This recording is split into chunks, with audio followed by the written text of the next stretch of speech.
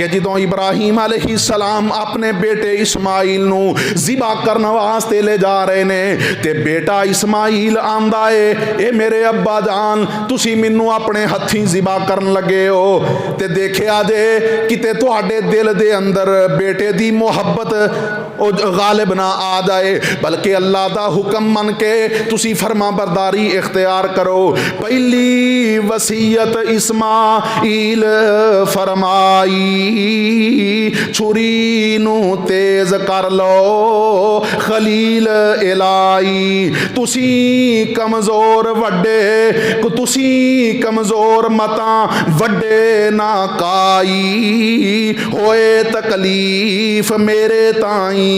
दूजी वसीयत हजरत बनो लत्तां बावां मेरियां, ज़िबा दे वेले तड़फा चार चुफेरियां।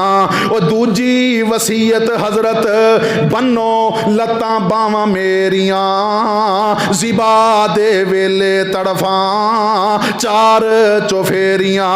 खून ना पै जाए उत्ते चादरां तेरियां, होवां बेअदवां विचों नाही। अल्लाह अकबर कबीरा। आंदे ने जदों तुसी मैनू ज़िबा करो, अगर मेरे हाथ पैर ना बन्ने, किते इस तरह ना होए कि मेरे जिस्म चों खून दे छींटे तुहाडे कपड़ियां ते गिर जान और मैं किते बेअदवां दे अंदर शुमार ना हो जावां। अल्लाह अकबर कबीरा। हजरात फिर गौर करिया जे, दूजी वसीयत हजरत बनो लत्तां बावां मेरियां, ज़िबा दे वेले तड़फा चार चुफेरियां। खून ना पै जाए उत्ते चादरां तेरियां, होवां बेअदमां विचों नाही। तीजी वसीयत आ, तीजी वसीयत आ, वडेरी उम्र ए तेरी। तीजी वसीयत तुहाडी उम्र वडेरी आ, तुहाडे हथों मौत आउणी हुण मेरी आ। सबर कमायो रखियो वड्डी दलेरी आ, सबर बगैर चारा नहीं। ते आंदे की ने चौथी वसीयत हजरत भुल ना जावना मेरी मां नू मेरा सलाम पहुँचावना।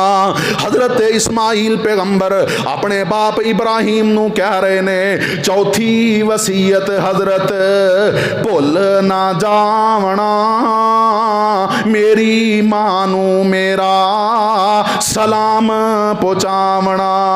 आन के छेती टुर चलिया परावना, खिदमत दा मौका मिलिया नहीं। अल्लाह अकबर कबीरा।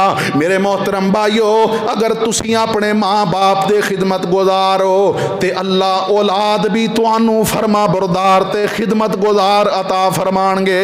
ते जे अज माँ बाप दे नाल तुसी ज़ियादती करदे हो, माँ बाप दी खिदमत नहीं करदे, उन्होंने अपने वास्ते बोझ समझदे हो, ते याद रखो आने वाले कल तुसी भी खैर दी उम्मीद ना रखिया जे। माँ बाप जिंदा ने, इन्हां दी खिदमत करया करो, फौत हो गए ने इन्हां वास्ते दुआवां करया करो।